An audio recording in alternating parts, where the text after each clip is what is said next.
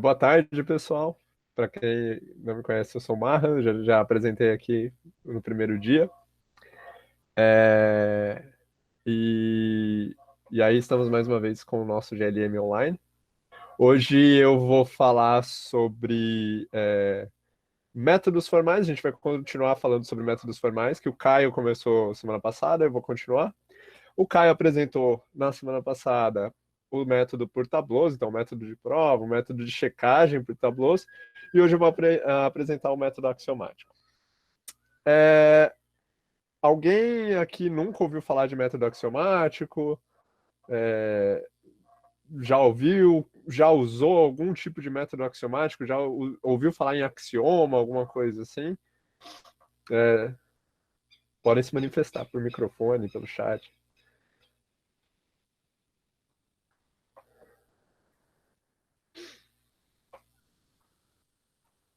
Vamos lá, gente. Domingão. Ânimo, ânimo, ânimo. Alguém já? Não, nunca? Conheço. Ok. É porque eu vi, alguém me veio conversar comigo essa semana, falou, pô, não tinha visto, ou não vi suficientemente e tal. E aí, o método axiomático é uma coisa assim, que está presente na vida de quem trabalha com matemática e lógica, está bem presente. Então, basicamente, o que a gente está falando quando a gente fala de método axiomático a gente está criando um sistema dedutivo em que a gente assume algumas sentenças como verdadeiras, algumas fórmulas como verdadeiras.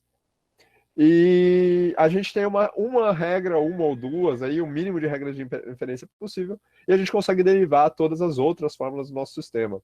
E é basicamente isso. Um exemplo muito prático para a gente entender o que é método axiomático são os axiomas, os postulados de Euclides, axiomatizados pelo programa de Hilbert e tal, mas a gente não vai entrar nessa, mas só para vocês saberem. Então a gente tem alguns postulados e a partir desses postulados a gente consegue provar novos teoremas, novas sentenças e novas formas. Beleza? Então vamos começar. Eu vou dar uma visão geral primeiro do que é o método axiomático, como funciona. Depois eu vou falar sobre axiomas e definições, que a gente vai usar os nossos axiomas e as nossas definições, regras de inferência que a gente vai usar aqui, tá bom? Em geral, na lógica, a gente vai ter uma regra de inferência só, que é o modus ponens, que eu também já apresentei lá no primeiro dia de encontro, e também o Caio, o Amon e o Andrés já apresentaram também em outros encontros, tá bom? Então vocês já estão acostumados com essa linguagem. Depois eu vou dar algumas demonstrações, vou falar o que é uma demonstração e vou dar uma noção formal do que é uma prova ou demonstração. Depois eu vou dar uns exemplos de dedução, mostrar o que são regras derivadas e dar algumas propriedades do nosso sistema dedutivo, beleza? É isso. Então vamos lá, vamos começar. O método axiomático, então, é o quê? É o que eu acabei de falar. Ele é você assume algumas sentenças, algumas fórmulas como verdadeiras, os chamados axiomas, e a gente, dentro do nosso sistema dedutivo, a gente assume também algumas regras de inferência. No nosso caso, a gente vai assumir duas. Uma que é o modus ponens, que realmente vai derivar novas fórmulas, e a outra, a regra de substituição uniforme. Que apesar de não ser uma regra de inferência que derive novas fórmulas diretamente, ela tem um papel muito importante na hora da gente definir o nosso sistema dedutivo. Certo? E a partir dessas regras, e a partir desses axiomas, utilizando as regras de inferência, a gente deriva novas fórmulas que não estão no nosso conjunto inicial, certo? Além disso, uma coisa que foi já falada nos nossos encontros e que é importante vocês lembrarem é que para isso funcionar direito, o nosso sistema tem que ser correto. Então, todas as fórmulas que eu derivar, elas têm que ser fórmulas válidas, certo? Elas têm que ser consequências lógicas do meu conjunto de axiomas e do meu conjunto não só de axiomas, mas de axiomas e teoremas, ok? E do meu conjunto de premissas que eu assumi para derivar aquela fórmula. Então, tem a ver com argumento válido e tal, mas só para vocês lembrarem que o sistema que a gente está trabalhando com o método de Hilbert é muito importante que ele seja um sistema correto. Completo também, mas inicialmente correto. Ah, beleza, então a gente vai começar a definir o que são axiomas, o que são e o que é uma regra de inferência. De novo, o método axiomático é bastante comum na prática matemática. Eu acho que todo mundo que já fez algum curso de matemática, seja curso básico, cálculo e tal, já utilizou algum tipo de método axiomático. Ah, então, a gente pergunta o que é um axioma. Axioma nada mais é que uma sentença tomada como verdadeira no nosso sistema. É, mas aí poderia ser um postulado? Eu poderia tomar qualquer sentença como verdadeira? Sim, eu poderia tomar qualquer sentença como verdadeira. O problema é que, se eu tomo uma sentença que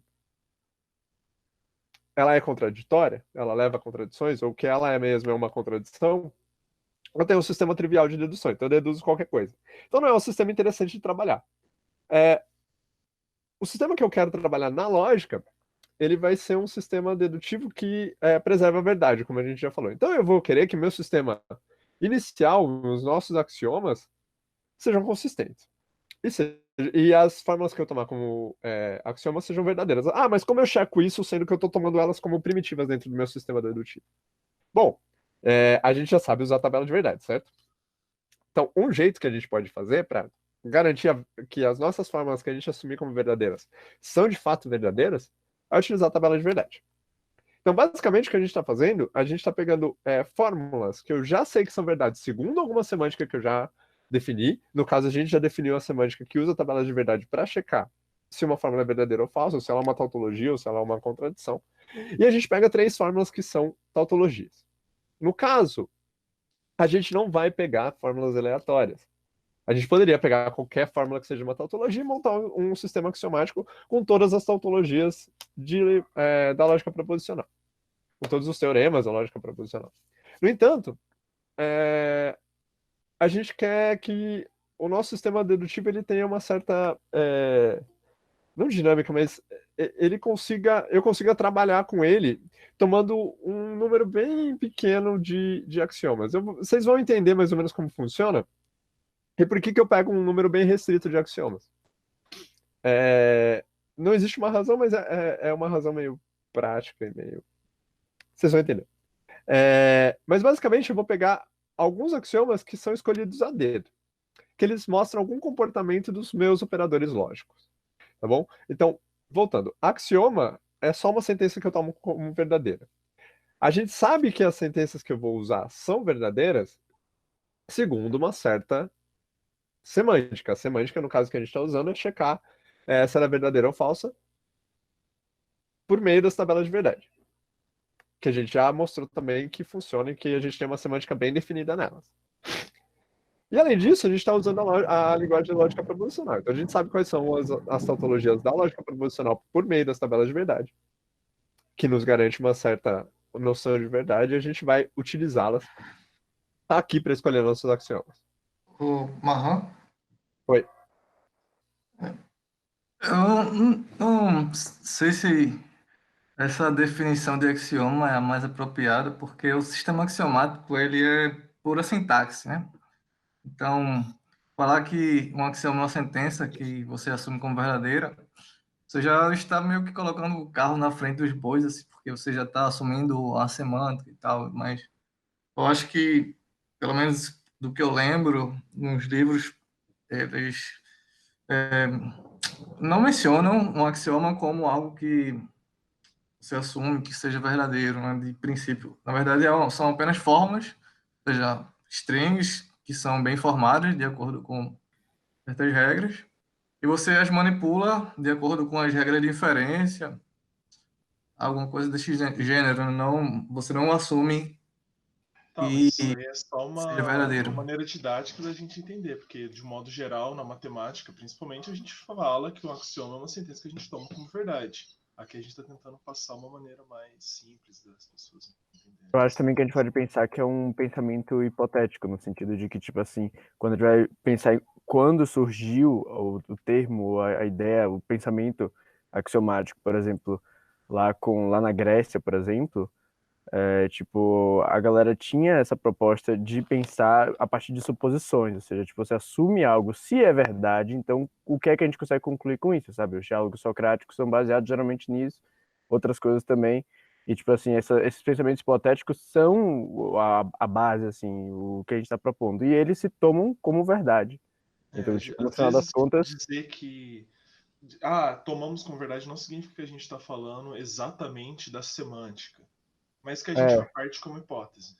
Exato. tipo, e Tá Só bom? como geralmente sinônimo, né, da eu língua creio que essa portuguesa. definição que você deu seja muito mais secundária do que a da verdade, muito menos, e ou não o contrário. Tipo, no caso, o seu caso é um caso específico em que você não tem interesse em verdade, então você simplesmente ignora isso, mas no senso comum, a ideia útil e para que como a gente pensa axioma, fundamentalmente tem a noção de verdade. Não é meramente sintática. Exatamente, porque se a gente pegar principalmente um sistema inconsistente de regras aqui, a gente tem um sistema trivial, certo? Então, apesar de ser realmente uma definição sintática, na lógica, e aqui na lógica proposicional principalmente, a gente precisa ter uma correlação entre sintaxe e semântica. Por isso que eu falei que o nosso sistema tem que ser correto. Então, para esse sistema axiomático funcionar bem e funcionar bonitinho, ele tem que ser correto. Então, eu tenho que ter uma correlação entre sintaxe e semântica. Obviamente, eu poderia pegar uma fórmula que é uma string qualquer de sentenças, como a gente já pegou a parte sintática e falou, ok, a gente tem aqui uma fórmula bem formada. E eu posso fazer uma fórmula bem formada que quando eu vou fazer a análise semântica dela, ela vai ser uma contradição, certo? Eu posso fazer isso. Inclusive, é o que eu estava tentando explicar aqui de um jeito mais um pouco mais já levando em consideração a semântica das tabelas de verdade. Mas o que é interessante para a gente é que a gente pegue fórmulas no meu sistema axiomático como axiomas, aquelas fórmulas que são de fato verdadeiras. Certo? Deu para entender mais ou menos? Eu tinha mais alguma coisa para falar, mas depois, se eu lembrar, eu falo. Mas, ok, eu poderia sim pegar e, de fato, a definição aqui é sintática. No entanto, se eu só assumir a minha definição sintática, eu criaria problemas. Meu sistema seria inócuo, tá? Então, sim, eu posso assumir os axiomas como sendo só strings, mas se eu fizer isso dentro da lógica, ele é um sistema que é pouco interessante para trabalhar, tá? Beleza? É engraçado que também, quando a gente sobe na lógica, né, a lógica de primeira ordem, alguns axiomas da lógica de primeira ordem são tautologias da de primeira, né? Então faz todo sentido a gente também falar disso. Então. Tá? Lembra que sempre, de quando a gente está trabalhando com lógica, principalmente lógica proposicional, que é correta e completa, as noções de verdade e semântica se misturam. Outra coisa que eu lembrei que eu ia falar. Esse verdadeiro aqui, eu tomo ela como verdadeiro. Então, eu tomo aquela string como válida. Foi o que acho que o Andrés ou o Amon falaram agora. Eu tomo aquilo como hipótese. Mesmo aquilo sendo uma string qualquer, aquilo é uma hipótese. Então, eu estou tomando aquilo como aquilo sendo válido e verdadeiro.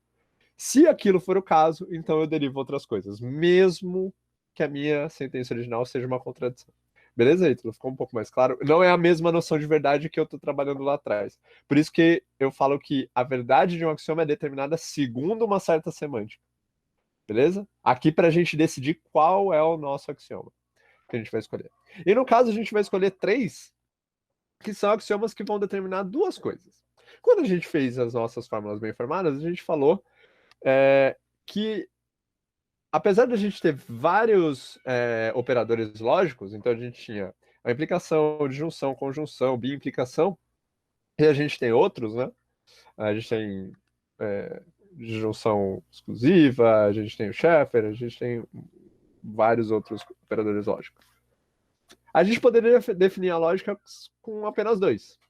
A negação e mais um, ou seja, ou implicação, ou disjunção, ou conjunção. Porque a gente consegue definir os outros operadores em função desses 2 primeiros. No método axiomático, no de Hilbert, no caso, a gente está querendo mostrar que existe uma certa dedução de uma fórmula a partir de outras.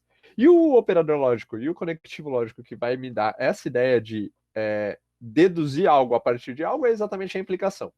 Então, o nosso sistema axiomático vai trabalhar com 2 operadores lógicos apenas: implicação e negação. Se vocês forem ver dedução natural, a dedução natural pode ser. Tem vários jeitos de eu definir a dedução natural. Eu aprendi com implicação e negação também, mas tem com disjunção e conjunção. Mas a ideia é basicamente essa. Quando eu deduzo algo a partir de algo, eu estou implicando. A ideia que eu tenho por trás do operador que me garante essa ideia de dedução é a implicação. A gente vai ver isso lá no fim da apresentação também. Então, o nosso sistema axiomático vai ter só esses 2 operadores. Vai ter o comportamento desses 2 operadores lógicos como axioma. Então, o primeiro axioma que a gente vê aí é alfa implica beta implica alfa. A gente tem o símbolozinho de dedução lógica, de dedução sintática, direto aí. Eu vou explicar o porquê logo, acho que no próximo slide. Mas essa primeira fórmula, ela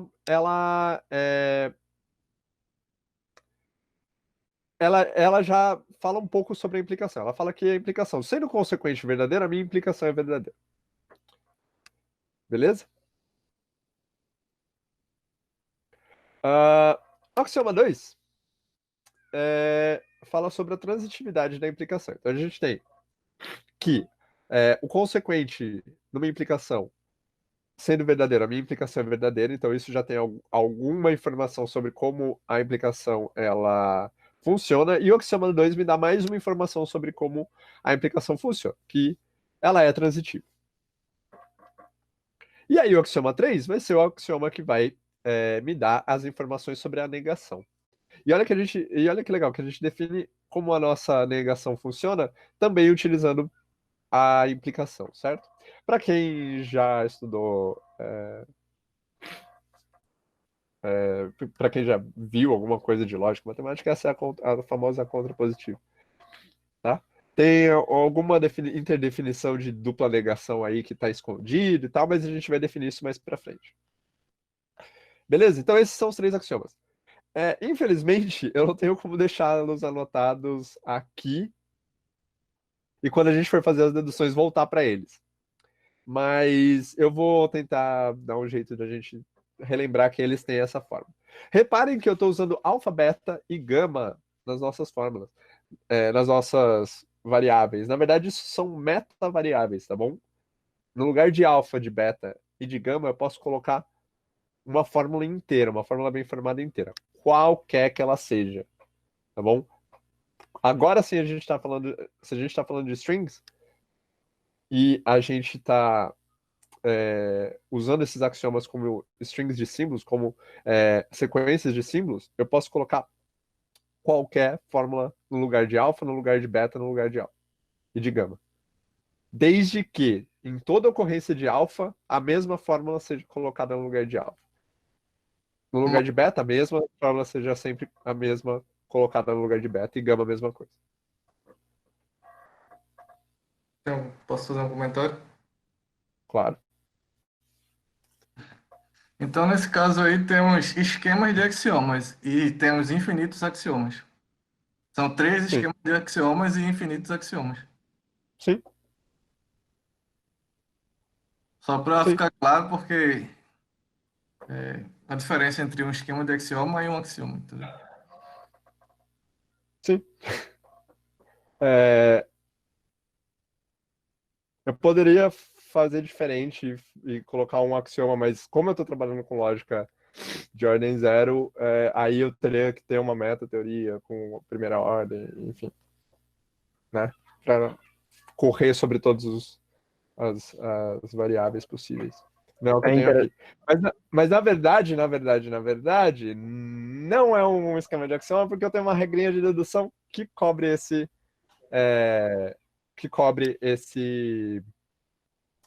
lack, essa falta de ter um quantificador. E eu já vou chegar nele. Mas primeiro, a gente também precisa de algumas regras de dedução. Modus ponens, todo mundo já viu. Básico, se eu tenho alfa e eu tenho alfa implica beta, eu posso tirar beta, eu posso deduzir beta. O que isso quer dizer? vocês vão ver mais para frente que eu vou ter uma sequência de linhas na minha dedução. E se eu tiver alfa numa linha e alfa implica beta numa outra linha, eu posso adicionar uma linha à frente só com beta. Beleza? E aí, meio que já pegando o comentário do Ítalo, e a gente tem uma segunda regra de dedução, que é a substituição uniforme. Essa regra, lendo ela, é um pouco estranha de entender e por que eu coloco ela aqui. Mas é basicamente para falar que qualquer fórmula que eu tiver na minha dedução, aliás, qualquer fórmula que eu já tenha provado, ou que seja um axioma, eu posso utilizar instâncias substitucionais dessas fórmulas.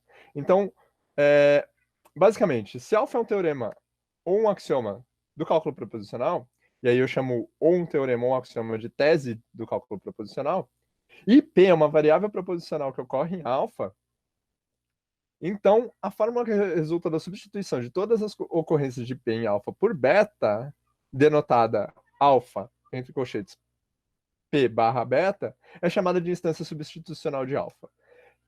Meio estranho de entender. Vamos lá, então vamos para o exemplo. Olha só. Imagina que alfa é desse tipo aí. P implica P. Eu peguei uma fórmula pequena. Essa fórmula é verdadeira, ela é derivável, é o nosso primeiro exemplo. Eu estou colocando o carro na frente dos bois, mas só para não pegar um dos axiomas que a gente viu aqui, que é gigante, tá? Só para não pegar, por exemplo, o axioma 2, que ficaria gigante para ler. Eu peguei uma fórmula mais simplesinha. A gente sabe, então, que isso é um teorema do cálculo proposicional. Vocês podem também conferir pela tabela de verdade, ok? Isso é um teorema, acredito. E agora eu vou pegar beta e vou chamar de Q implica R. Certo? Essa é uma outra fórmula, que claramente não é um teorema. Certo? Eu posso dar um valor de verdade verdadeiro para Q e falso para R, e essa fórmula é falsa, ok? Eu consigo falsificar essa fórmula facilmente. Então ela não é uma tautologia, ela não é um teorema do cálculo proposicional. No entanto, olha só. Aqui a gente tem P implica P, certo? Então se a gente pegar todas as ocorrências de P e trocar por beta, por toda essa fórmula, igual está aqui embaixo, olha só o que eu estou fazendo. Eu estou pegando a fórmula alfa, que é essa P implica P, e no lugar de cada P, eu estou colocando Q implica R. Isso é uma tese de CPL. Isso é um teorema. Então, quando eu defino meus axiomas dessa forma, na verdade o que eu estou falando é, em cada lugar de alfa ou beta, não só vale esse axioma, como vale todas as instâncias substitucionais desse axioma. Beleza? Então, eu já estou tomando alfa, beta e gama como metavariáveis. Certo? Dada a regra de dedução da substituição uniforme, eu não preciso falar que é um esquema de axiomas. Porque eu tenho uma regra de dedução que me permite derivar novos axiomas a partir desses daqui. Tá bom? Então, isso é axioma e todas as instâncias substitucionais desses axiomas também são válidos, também são teoremas. Não são axiomas diretamente, mas são válidos. Beleza? Ok, então vamos lá. Vamos ver o que é uma demonstração. Então, primeira, uma demonstração é uma sequência finita, isso é importante. Uma demonstração é uma sequência finita de fórmulas, tal que cada fórmula na nossa sequência ou é um axioma, ou é obtida dos axiomas utilizando ou modus ponens ou instância substitucional. Foi o que eu acabei de falar, tá bom? Que os axiomas, qualquer instância substitucional do axioma, eu consigo derivar diretamente dele. Depois, eu consigo demonstrar beta. Eu falo que beta é uma... eu falo que uma demonstração de beta é tal que a última fórmula da minha demonstração é igual a beta. A n igual a beta. E se eu tiver só axiomas e teoremas, ou teoremas do cálculo proposicional na minha demonstração, então beta também é um teorema. Ou uma tese de CPL. Ele não vai ser um axioma, porque axioma a gente já demonstrou quais são os nossos... A gente já assumiu quais são os nossos axiomas. Mas se beta é derivável a partir de uma sequência finita de fórmulas, onde só apareçam axiomas ou teoremas, então beta também é um teorema. Beleza? Isso vai ficar mais claro na hora que eu começar a dar os exemplos. Mas é bom definir antes da gente começar, porque essas noções são muito importantes para o método axiomático. Então, de novo, a gente tem os nossos axiomas, a gente definiu duas regras de dedução, que são modus ponens e instância substitucional. E agora a gente está falando, olha, com essas duas coisas, eu consigo gerar novos teoremas. Beleza? A partir de um método algorítmico, que é essa noção formal de prova. Beleza? Mas eu posso expandir essa noção e falar, olha, se eu tiver um conjunto gama de fórmulas, e esse conjunto tem que ser consistente, esse meu conjunto não pode ter contradições dentro dele, então eu não posso ter uma fórmula alfa e não alfa dentro do meu conjunto de fórmulas. Se eu tenho um conjunto consistente, uma fórmula beta é derivável de alfa se existe uma sequência finita de fórmulas tal que a última fórmula é beta e cada uma das fórmulas anteriores de beta na minha demonstração satisfaz pelo menos uma das seguintes condições. Ou é axioma, então eu assumo um axioma, uso a instância substitucional e tiro beta. Beleza? E beta é uma demonstração a partir de alfa, que é um axioma. Ou alfa é uma fórmula dentro do meu conjunto de fórmulas, ou alfa é uma fórmula que eu obtive a partir de alguma fórmula que está no meu conjunto de fórmulas. E essa fórmula alfa ela é obtida por modus ponens ou por instância substitucional. Eu coloquei modus ponens aqui porque instância substitucional é meio que direto. Tá? A gente já viu que quando eu defini instância substitucional, eu já falei que vale. Então, o que vai ser interessante para a gente obter novas fórmulas vai ser realmente o modus ponens. Beleza? Aqui, o conjunto, na noção formal de prova, o conjunto não precisa ser consistente. Tá? Mas, para o que a gente quer fazer hoje, e para o que a gente vai querer fazer dentro da nossa lógica, isso é importante que seja. Tá bom? Essa hipótese do conjunto ser consistente é interessante porque a gente vai fazer aqui. Igual eu falei lá no começo. Não precisa ser verdade, mas se os axiomas não forem verdade, a gente tem um sistema que não prova nada de interessante. Beleza. Então, partindo disso, a gente consegue já começar a fazer algumas deduções. Tranquilo até aqui? É bastante coisa. Eu acho que a parte mais difícil passou. Mas agora a gente começa a ver os bichos feios que saem do método de Hilbert. Antes de eu continuar,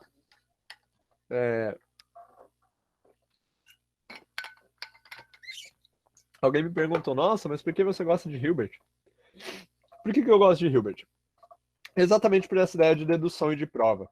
Tá bom? A partir de um conjunto muito pequeno e muito restrito de fórmulas, eu consigo gerar novas fórmulas, eu consigo encontrar novas fórmulas que também são verdade no meu sistema dedutivo, que também valem no meu sistema dedutivo. Então é interessante usar Hilbert ou dedução natural, porque eu simulo a ideia, o que a gente meio que faz em matemática, que é provar novos teoremas a partir de coisas anteriores. Vocês vão ver que isso vai começar a acontecer. Por enquanto, se vocês olharem, a gente tem um sistema muito restrito de axiomas.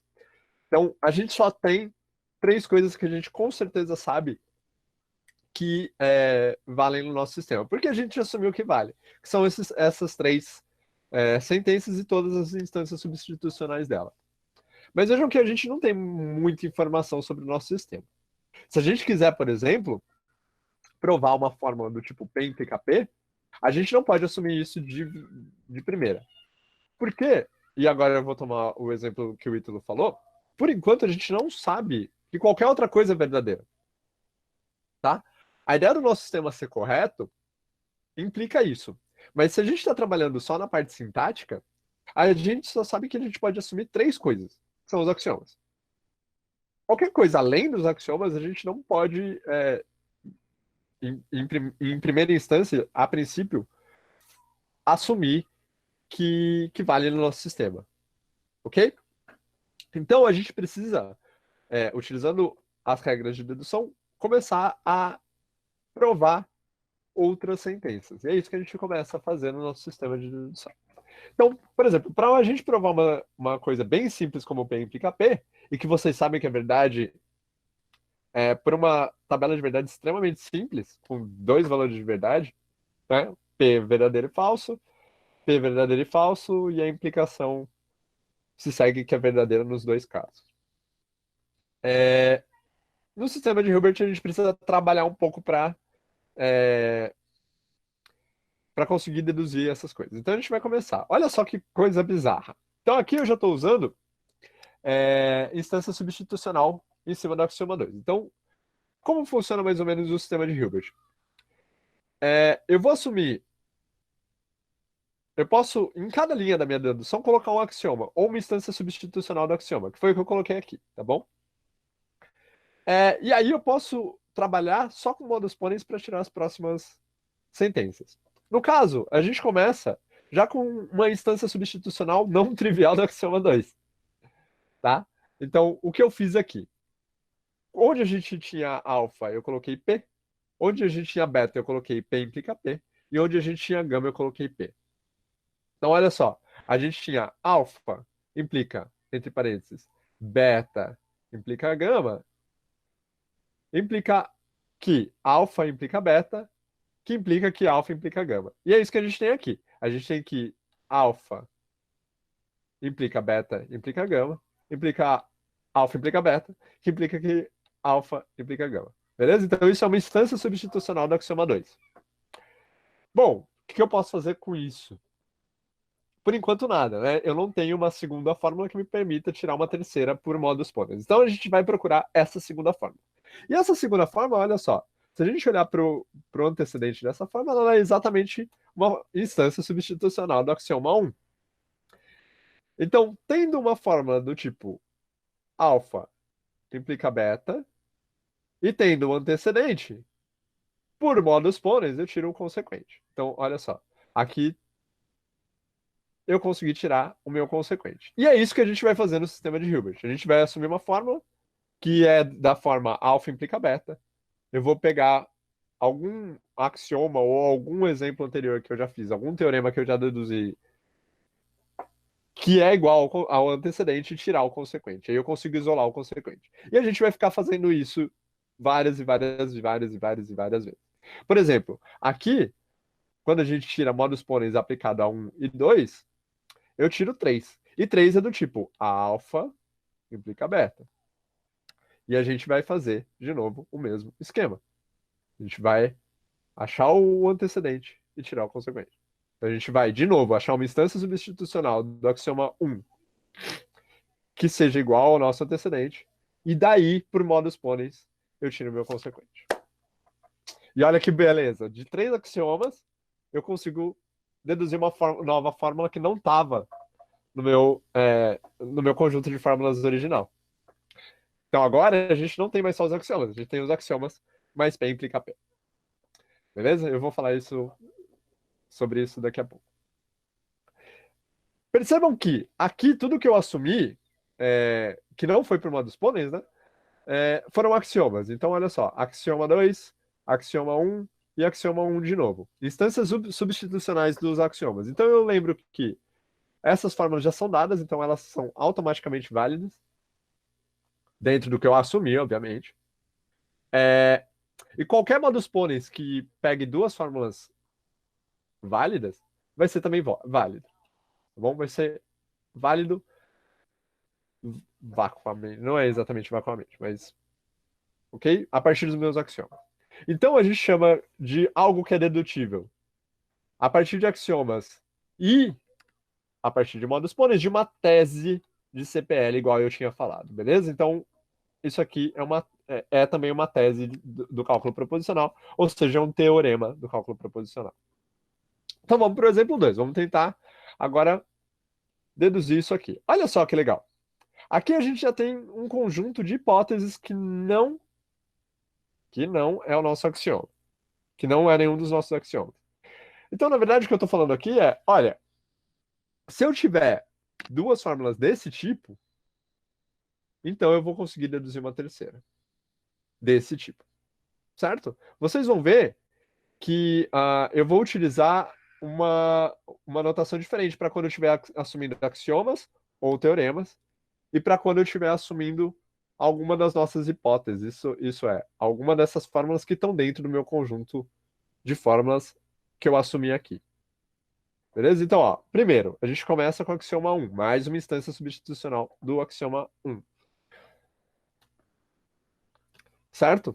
E aqui, olha só, de 2 para 3, eu assumi algo que está dentro do meu conjunto de hipóteses e que não é um axioma, que é beta implica gama. Tá bom?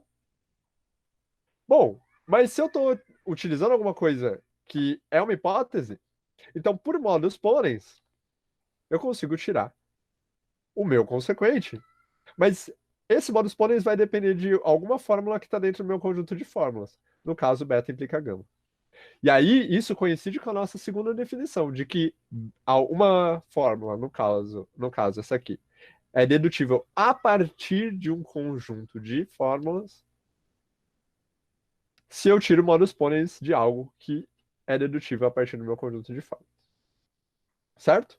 Que era a instância 3 lá, na nossa segunda definição de dedutível a partir de um conjunto de fórmulas. Bom, a gente pode, de novo, assumir alguma instância substitucional do axioma 2.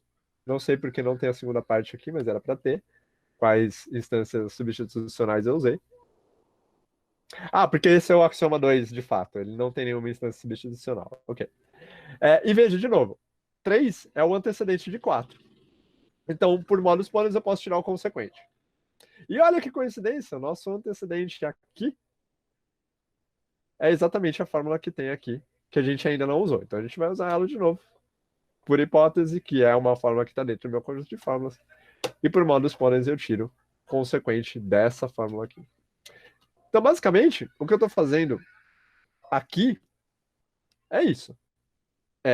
Pegando uma fórmula que tem a forma alfa implica beta, achando um jeito de ter o antecedente e isolando o consequente.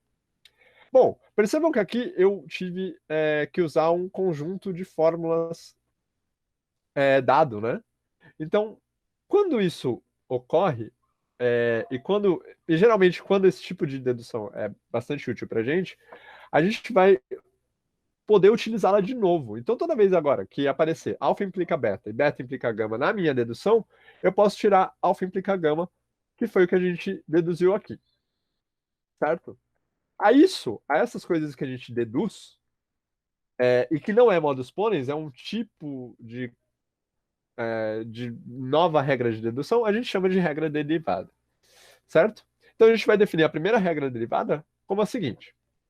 A gente pode deduzir alfa implica gama a partir de um conjunto de fórmulas, se alfa implica beta está no conjunto de fórmulas e beta implica gama está no conjunto de fórmulas.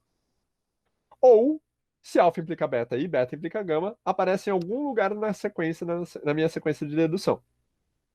E em símbolos a gente define dessa forma. Se eu tenho alfa implica beta e beta implica gama, então eu posso tirar alfa implica gama. É uma noção um pouco melhor de transitividade da implicação, tá bom? Mas ela não é assumida desde o princípio, como axioma. Beleza? Mas agora a gente tem 3 axiomas e mais a gente tem modus ponens e mais essa regra derivada que a gente pode usar. Então a gente vai usar ela porque facilita a nossa vida. Então olha só, para a gente provar essa fórmula, a gente vai começar a fazer o mesmo esquema. Mas olha só que legal, eu assumo o primeiro axioma, dadas as instâncias substitucionais dele, assumo o terceiro axioma, como está escrito lá no primeiro slide dos axiomas. E pela regra derivada 1, olha só, eu tenho alfa implica beta, aí eu tenho beta implica gama, e eu consigo, em 3 linhas, deduzir a minha nova fórmula. Simplesmente aplicando uma regra que eu sei que vale. Certo? Vale essa regra em todas as instâncias substitucionais dela. Beleza? Ótimo. Então a gente pode deduzir novas coisas. A princípio, a gente precisa utilizar a negação. Aqui vocês vão ver que eu dei uma roubada na primeira linha.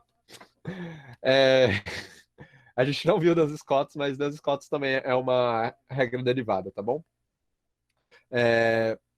Que fala que não P implica P, implica não, não P. Tá? Isso é uma instância substitucional de Duns Scott. Mas enfim, isso vale, eu não provei, só para a gente ter exemplos melhores e úteis, mas isso vale. E partindo de Duns Scott, a gente assume novas instâncias substitucionais. E, de novo, alfa implica beta, beta implica gama, a gente tira o consequente. Assume um axioma mais uma instância substitucional do axioma 2. Modus ponens. E aí a gente continua fazendo a mesma coisa. A gente acha algo que é o antecedente de uma das fórmulas. Aqui no exemplo, a gente tem o exemplo 1.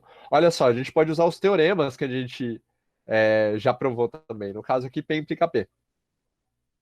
E tira por modus ponens o consequente, que é o que a gente quer, que também é um teorema. É um teorema porque em toda a nossa demonstração, eu só tenho teoremas ou axiomas. Ok? Isso é um pouco complicado de entender, assim, à primeira vista, mesmo porque vocês podem ver que o sistema axiomático de Hilbert não é tão simples de trabalhar, né? Eu tenho que achar uma fórmula desse tipo, igual está aqui em 4, que não é simples e não é trivial e às vezes demora muito tempo para você encontrar qual é a fórmula que vai funcionar na minha derivação. Mas uma das vantagens é que, como a gente vai derivando novas coisas, o nosso sistema começa a ficar mais fácil de se trabalhar a cada coisa nova que eu derivo. Então, ele é um sistema muito útil para coisas difíceis de se trabalhar. De novo, uma outra demonstração de algo simples. Alfa implica não, não alfa. Isso é válido. Então, a gente assume o axioma. Pega um exemplo que já foi provado, que no caso é o exemplo 4, se vocês quiserem. Esse exemplo aqui. Não, é esse aqui. Exemplo 5, eu errei. Foi mal.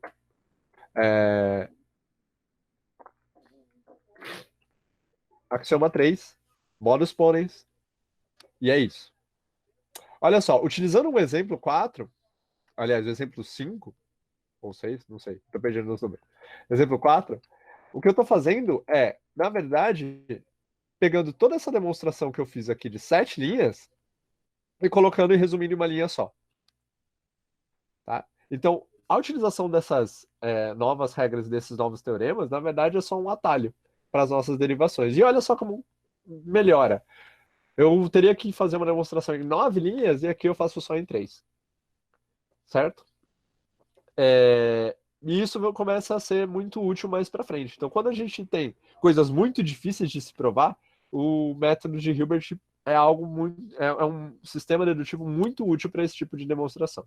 E aí a última que é bem importante, que vai dar a nossa segunda regra derivada, é exatamente a contrapositiva. Mas lembrem que quando eu defini os meus axiomas, eu tinha não alfa implica não beta, implica alfa implica beta. E aqui a gente tem a inversa. Então eu preciso, por hipótese, assumir uma fórmula que está dentro do meu conjunto de axiomas. Utilizar um dos exemplos que eu já provei. Então, um dos teoremas que já foram provados. E aí, por regra derivada, eu tiro. Lembra, alfa implica beta. Aliás, alfa implica beta. E beta implica gama. Eu tiro alfa implica gama. E aí, de novo, vou usar mais um exemplo que eu já provei que é verdade. Por regra derivada de novo. Aplicado em 3 e 4. Então eu peguei, ó, alfa implica beta e beta implica gama e falei que alfa implica gama. E aí achei mais uma instância substitucional que vale, que resolve o meu problema, que é o axioma 3. E daí, por modus ponens, eu consegui derivar a sentença que eu queria, a fórmula que eu queria. Bom, e aí o que eu queria falar só é que a cada nova demonstração, nosso sistema fica mais fácil de trabalhar. Agora eu tenho mais 2 regras de dedução, eu tenho mais 5 axiomas, 5 teoremas que eu posso trabalhar, 4 teoremas que eu posso trabalhar, e assim por diante. Daí para frente, o sistema de Hilbert começa a ficar muito forte, ele começa a ficar muito fácil de se trabalhar. Então, deduções que eu levaria 15, 20 linhas, 30 linhas para conseguir chegar no resultado, eu consigo chegar em 3, 4, 5. Porque cada novo teorema e cada nova regra derivada que eu consigo adicionar ao meu sistema, eu posso usá-la quantas vezes eu precisar utilizar. O difícil no sistema de Hilbert é achar quais são as fórmulas que vão funcionar em cada caso. E essas regras derivadas e introdução de teoremas, já demonstrados, são só atalhos nas demonstrações. Eu poderia fazer só a partir do meu conjunto de axiomas e das minhas regras de dedução primitivas, ou seja, modus ponens e substituição uniforme, fazer toda a demonstração. Mas isso levaria muito tempo, é muito complicado. E utilizando esses atalhos a coisa fica muito simples, certo? Então a gente tem mais uma regra de dedução, que de alfa implica beta, eu posso tirar não beta, implica não alfa.